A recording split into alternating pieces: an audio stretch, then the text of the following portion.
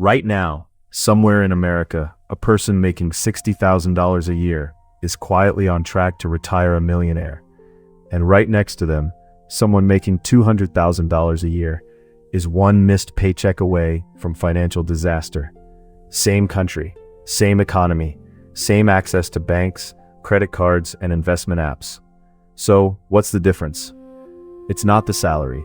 It's not luck. It's not some secret stock tip whispered in a private group chat. It's something so small, so boring, that almost nobody talks about it. And that's exactly why it stays invisible. By the end of this video, you're going to understand that formula. You're going to see exactly why it works, why most people never use it, and how you can start using it today, even if you're starting with nothing.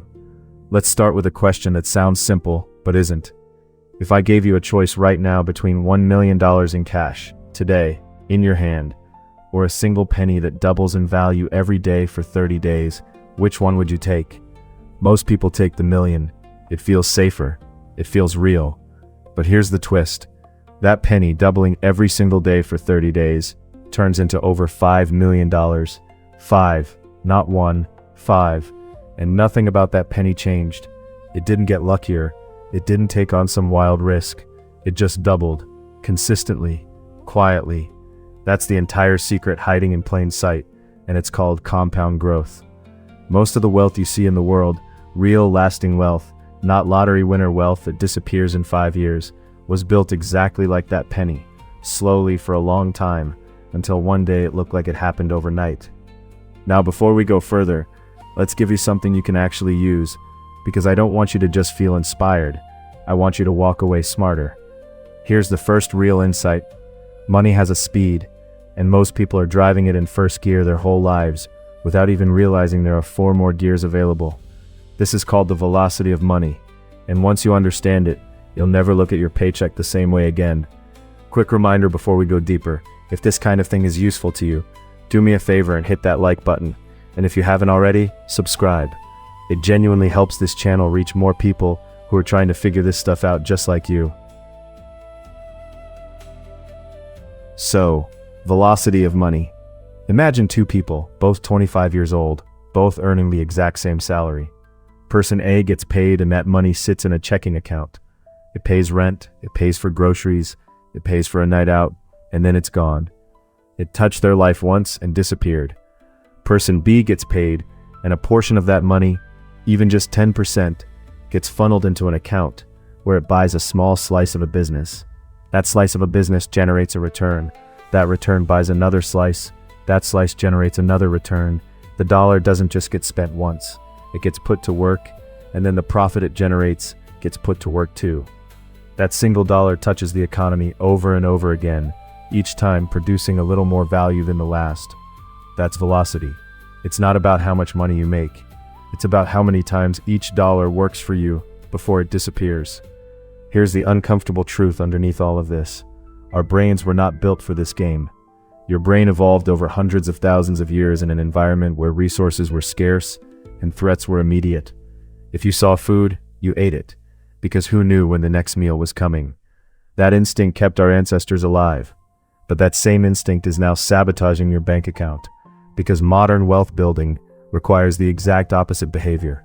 It requires you to see a resource, money, and not consume it. It requires you to look at a want right in front of you and say, "Not yet," over and over again, for years, sometimes decades. Psychologists call this delayed gratification, and there's a famous study you've probably heard a version of, the marshmallow experiment, where children were offered 1 marshmallow now or 2 marshmallows if they could wait 15 minutes. The kids who waited weren't smarter. They weren't disciplined robots. They had simply learned a skill, the ability to tolerate discomfort now in exchange for a better outcome later. That skill, more than any degree, more than any job title, is probably the single strongest predictor of long-term financial success. And here's why that matters so much for you personally. Every single financial decision you make today is a vote for one of 2 futures. When you spend on something that depreciates the moment you own it, and let's be honest, most consumer purchases do, you're casting a vote for the version of you that stays exactly where they are. When you instead redirect that money into an asset, something that has the potential to grow, you're casting a vote for a completely different future self. Neither choice is evil. You're allowed to enjoy your life, but most people aren't even aware they're voting. They think they're just living. They don't realize that every latte, every upgrade, every impulse buy is quietly shaping which version of their future actually shows up. Now let's talk about why 90% of people, even people with steady, reliable income, never actually build real wealth. It's not because they're bad with money in some obvious way. Most of them pay the bills on time, most of them aren't reckless. The problem is something much sneakier, and once you see it, you'll start noticing it everywhere in your own life. It's called lifestyle inflation. Here's how it works. You get a raise. Congratulations, you earned it. And almost immediately, your lifestyle expands to match it. The car gets a little nicer. The apartment gets a little bigger. The dinners out get a little more frequent. None of these decisions feel irresponsible in the moment. Each one is small, reasonable, justifiable, but stack them up over 10 years, and you get a person who is earning triple what they used to earn and saving the exact same dollar amount they saved a decade ago, or sometimes even less. Their income grew, their wealth didn't. That's the trap, and it's why you can meet a doctor or a lawyer who is technically broke, and a school teacher 2 streets over who is quietly sitting on a 7-figure portfolio. The teacher figured out the formula. The doctor got faster at spending. So here's a mental model that can help you escape that trap, and it's one of the oldest tricks in personal finance, but it works because it fights lifestyle inflation directly. It's called pay yourself first. Most people budget backwards. They earn money, they spend on everything they think they need, and whatever happens to be left over, if anything, gets saved or invested.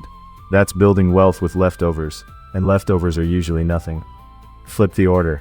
The moment money enters your account, a percentage of it, automatically, before you even see it, before your brain gets a chance to talk you out of it, gets moved into savings and investments. Then you live off what remains.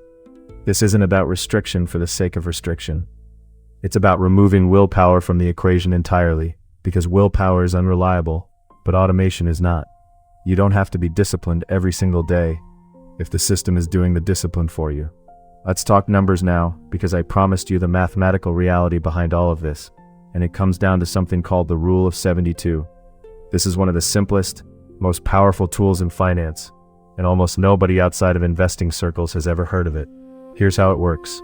Take the number 72 and divide it by your expected annual rate of return. The answer tells you roughly how many years it will take for your money to double. So if you're earning a 7% average annual return, which is a realistic, historically grounded expectation for a diversified stock market investment over the long run, you divide 72 by 7, and you get roughly 10 years. That means your money doubles about every 10 years, not grows a little, doubles. Let's play that forward. Say a 25-year-old invests $10,000 and never touches it again. In 10 years at 35, it's roughly $20,000. At 45, it's roughly $40,000. At 55, it's roughly $80,000. At 65, it's roughly $160,000. From one single deposit of $10,000, untouched, for 40 years. Now imagine that same person adding to that investment every single month along the way. That's not a fantasy. That's arithmetic. That's the invisible formula working exactly as designed in the background, while that person goes about their normal life, completely unaware of the machine quietly compounding behind the scenes. And this is exactly why the work harder mentality so often fails people, at least on its own. Working harder can increase your income, and that's genuinely valuable. Don't let anyone tell you income doesn't matter. But income alone, without a system to convert it into growing assets, just means you're feeding a bigger paycheck into the same leaky bucket.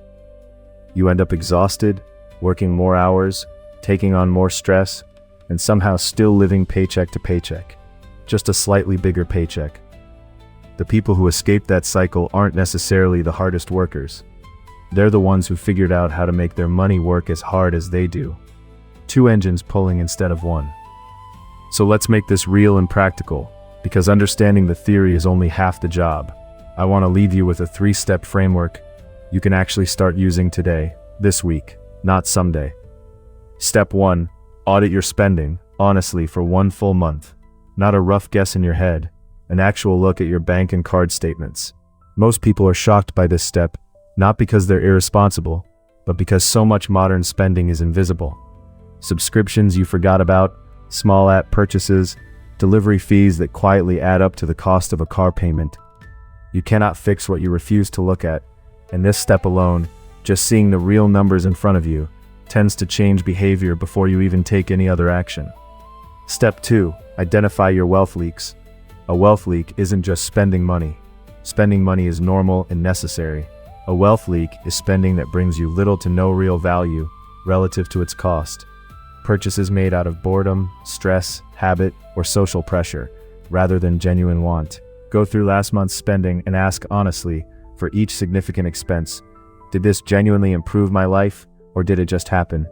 You're not looking to cut everything that brings you joy. You're looking for the leaks, the stuff that if you're honest with yourself, you don't even remember buying. Step 3. Build your automated investing system. This is where the magic actually gets locked in, because motivation fades but automation doesn't. Set up an automatic transfer, timed for the day you get paid, that moves a fixed percentage of your income directly into an investment account before you have the chance to spend it. Start with whatever percentage feels realistic, even if it's just 5%. The specific number matters far less than the habit of consistency. Because remember the penny doubling for 30 days. The early days looked like nothing was happening. A few cents here, a few cents there. It's only later that the curve bends upward in a way that looks almost unbelievable. Your investing journey will feel exactly the same. Slow, unremarkable, almost boring at first. That's not a sign it's failing. That's a sign it's working exactly the way it's supposed to. I want you to sit with one more thought before we close this out. The people who build real, lasting wealth are rarely the ones who made one brilliant, dramatic decision. They're the ones who made the same boring, sensible decision over and over for years, long after it stopped feeling exciting. Automate your savings. Invest consistently. Let time and compounding do the heavy lifting your effort alone never could. That's the entire invisible formula. Not a secret, not a trick. Just a small, repeated shift, applied with patience, until one day the results look like they happened overnight, even though you were the one quietly building them the whole time. If you made it this far, genuinely, thank you. Financial content is everywhere, and the fact that you chose to spend this time investing in your own understanding says a lot about where you're headed. I hope you walk away from this video and actually do something with it, even something small, even just setting up one automatic transfer this week. That one small action, repeated, is how the entire story changes. Take care of yourself, take care of your future, and I'll see you in the next one.